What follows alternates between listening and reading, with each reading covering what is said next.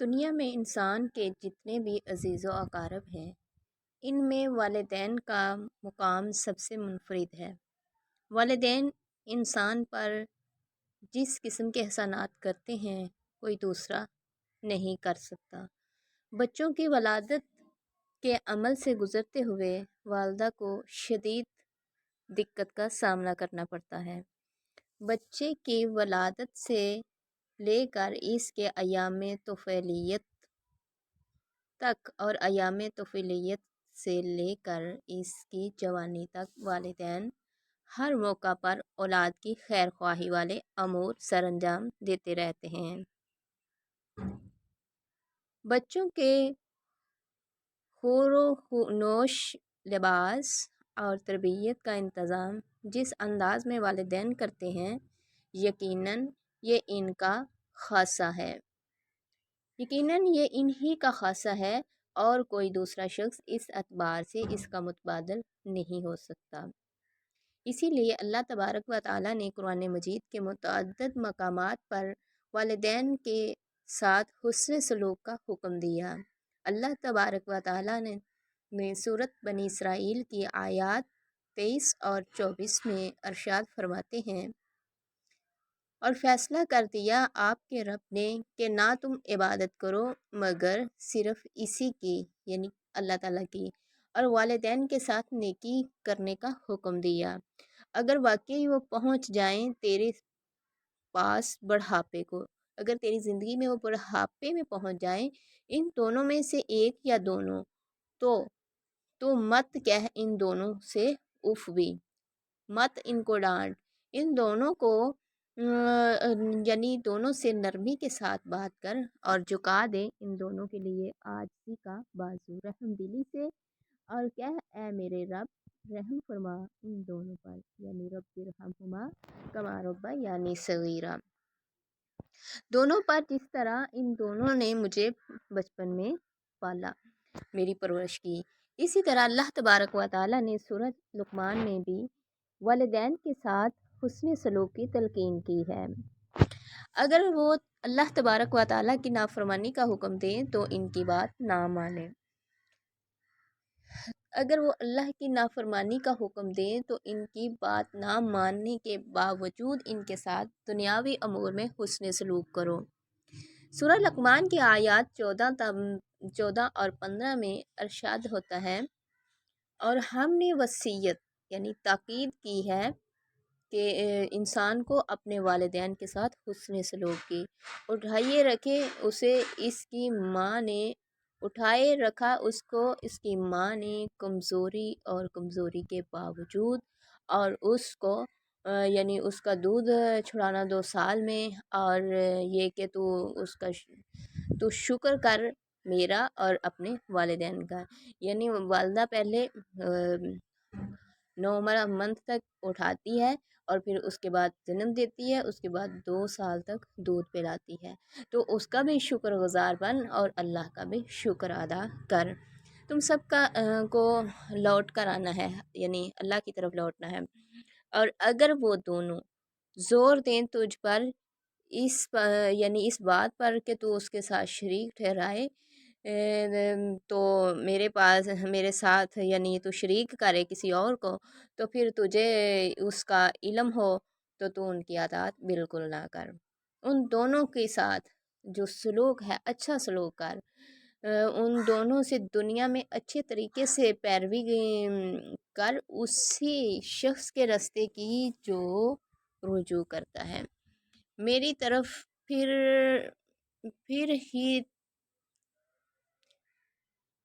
میری ہی طرف تمہارا سب کا جو ہے نا وہ لوٹ کر آنا ہے، تو میں تمہیں خبر دوں گا اس کی جو تم نے عمل کیے تھے، ان سب کی میں تم کو خبر دوں گا۔ ان آیات مبارکہ سے یہ بات معلوم ہوتی ہے کہ اگر والدین اللہ تعالیٰ کی نافرمانی کا حکم دیں تو اس امر میں ان کی اطاعت نہیں کرنی چاہیے، لیکن دنیاوی معاملات میں ان سے حسن سلوک کو پھر بھی ترک نہیں کرنا چاہیے۔ والدین کی خدمت کے حوالے سے بہت سی احادیث مبارکہ موجود ہیں۔ والدین کی خیر خواہی ایک ایسی حقیقت ہے جسے کسی بھی طور پر جھٹلایا نہیں جا سکتا۔ وہ اولادیں خوش نصیب ہیں جنہیں اپنے والدین کی محبت، پیار اور شفقت میسر آتی ہیں، اور وہ لوگ بد نصیب ہیں جو اپنے والدین کی نافرمانی کر کے ان کے غصے اور ناراضگی کو سمیٹ لیتے ہیں، یعنی ناراضگی کو اپنے اوپر مسلط کر لیتے ہیں۔ مجھے بھی بچپن ہی سے علامہ ابتسام علیہ ظہیر جو ہیں وہ اپنی بات سنا رہی ہیں۔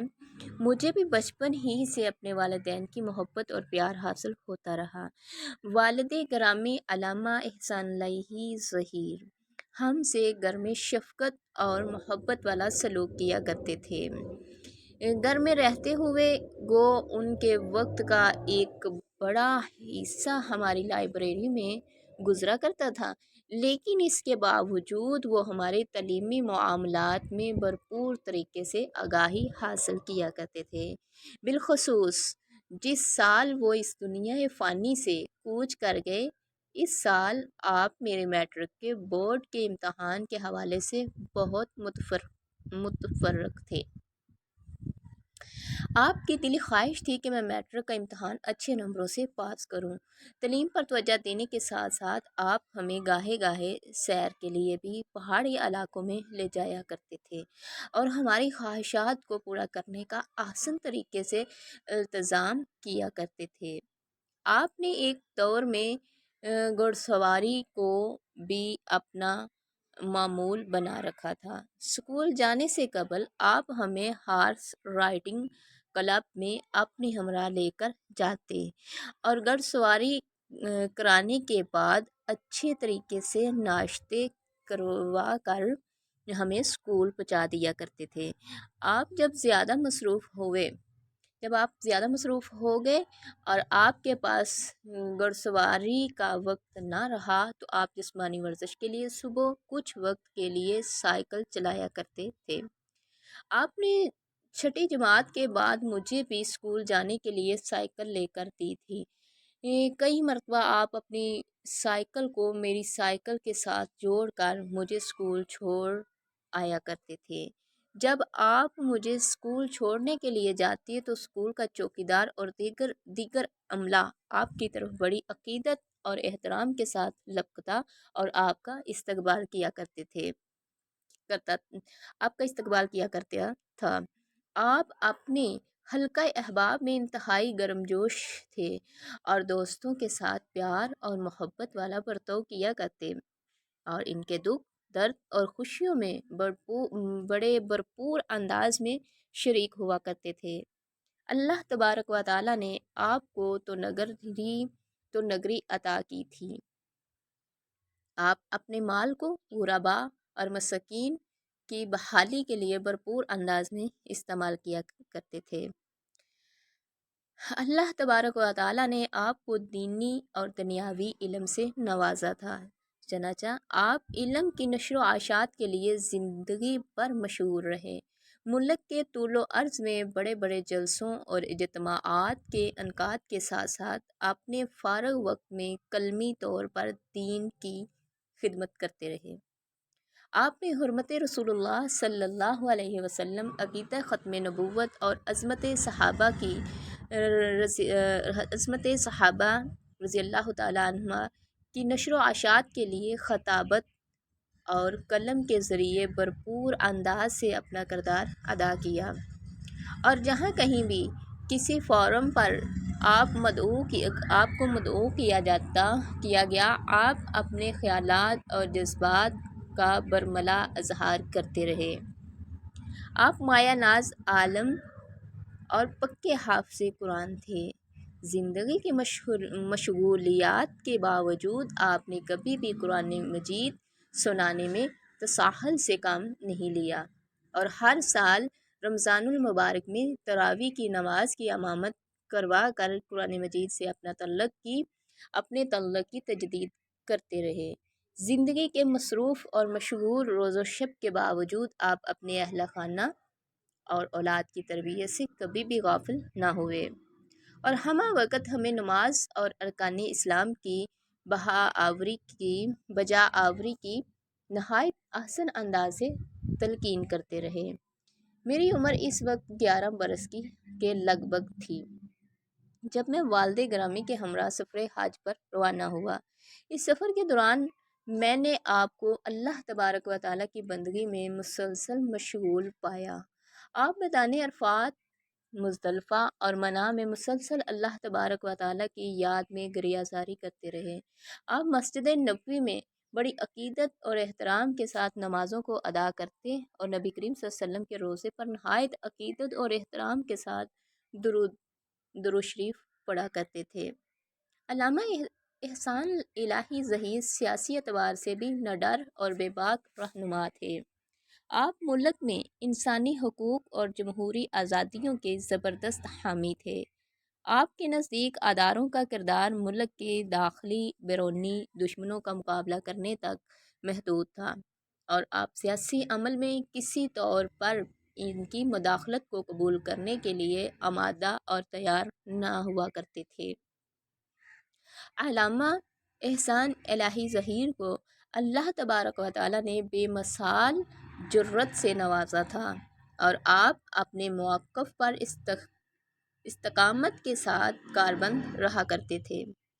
آپ کو ذوالفقار علی بھٹو اور ضیاء الحق کے ادوار میں قید و بند کی صعوبتوں کو سہنا پڑا، لیکن آپ نے ان صعوبتوں کو نہایت خندہ پیشانی سے برداشت کیا اور اپنے موقف پر سختی سے کاربند رہے۔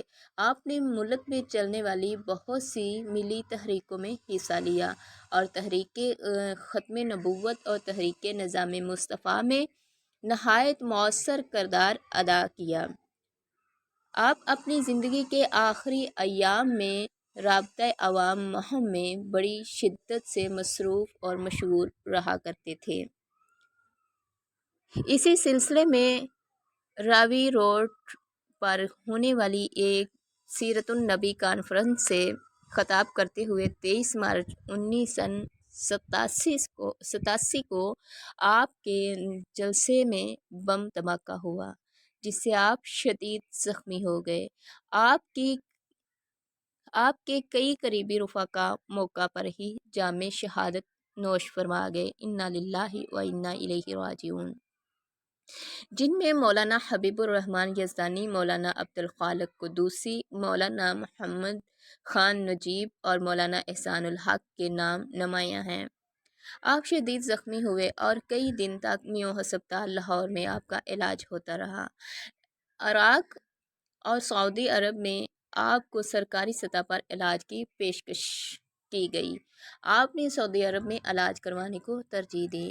علاج کی غرض سے آپ کو ریاض کی ملٹری ہسپتال میں منتقل کیا گیا، لیکن آپ زخموں کی تاب نہ لا کر 30 مارچ کو اس دنیا فانی سے کوچ کر گئے۔ انا للہ و انا الیہ راجعون۔ آپ کا جنازہ سعودی عرب کے مفتی اعظم شیخ عبدالعزیز بن باز نے ریاض کی مسجد الکبیر میں ادا کی، جس میں علماء کرام اور سرکاری شخصیات نے شرکت کی۔ بعد ازاں آپ کی میت کو مدینہ پاک منتقل کر دیا گیا۔